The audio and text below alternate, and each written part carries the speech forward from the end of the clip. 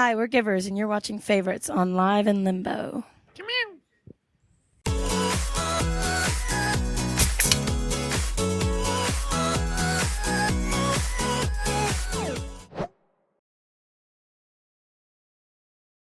Favorite song to perform live off the new record? Thank you. It changes for me. I like playing Sure Thing. It's kind of like one that like took a while to get tight, and then now it's like feeling tight, and so it's more fun to play now. I like it a lot. Yeah, it differs every night for me. So, as far as connecting to fans, I mean, playing new songs, looking out and seeing people sing these new songs, that's kind of a special thing for us. It's the second record. We've only done this once before, so we don't know how it goes. We don't know what a sophomore effort feels like. So whenever we show up to a place, like last night, we were in New York, and it a bunch of people, and I see a bunch of people singing these songs, these new ones. It helps me. I just can't help but just connect. Just being there and like being in the same space, and us pushing these songs to a new place live. We're all about, we've made the record, that's done, that's a piece of art over there. Now this live experience, we want to make this separate. It's connected, but it's separate at the same time, and we try to make it special. We try to take these songs further where they left off on the album. So to see people that are already halfway there, they're already invested, they kind of know somewhere where they're at in this song, that just helps me push the song further, harder, and connect more to the feeling of it, and like where that song came from and where it wants to take people. I just kind of zone in on that, and every song should tell a story whenever it's performed correctly from inside of us. Whenever we focus on that feels, whenever you do that, it feels best. So having people already into it, that helps us do that for sure.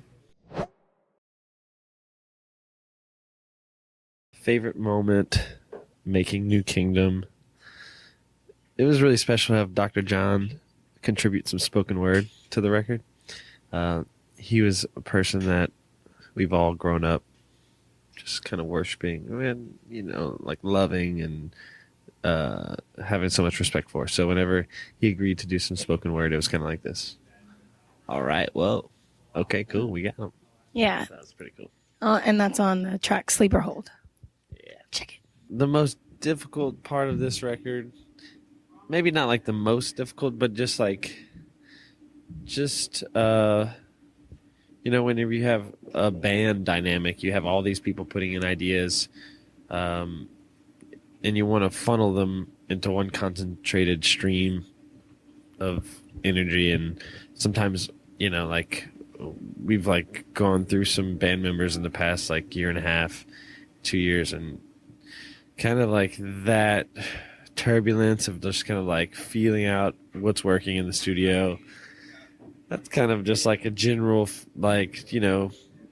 difficulty that I think bands face, is the fact that you just all have to reach the same page at the end of the day.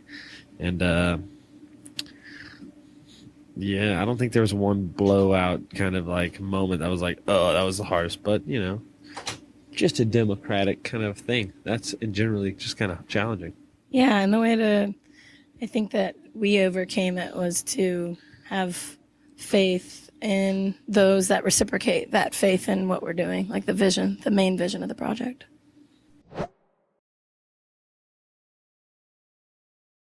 As far as just what we would do if we were, you asked, just kind of out of it or just kind of down, or how do we get back up to get in the zone to be a band on stage in front of a bunch of people.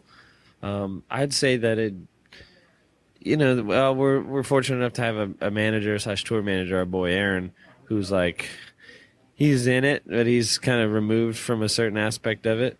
And so he's a great reflective surface to just go bitch to, or just go cry to, and just be He's good, level-headed. Yeah, he's the guru to even make us more even keeled. Yeah, And so it's good to have somebody around that's like, he's got this business mindset, but he understands this whole artistic endeavor, artistic pursuit. So, it's good to have somebody around that's that kind of balances out that aspect of this world, this whole like being an artist world, It's really great to have him around. So I'll say take it to Uncle Aaron. Amen. One of my favorite songs to cut in the studio for New Kingdom was the Songbirdmita. Even in the writing process, it was kind of one of those where we had Josh had made a beat and kind of chopped and edited this like loop together, and it was kind of a super fun experience going back and forth, Taylor and I, improvising, kind of rapping different verses and then creating a hook. And so that was a super fun one to do because it was just a different process than we've ever used.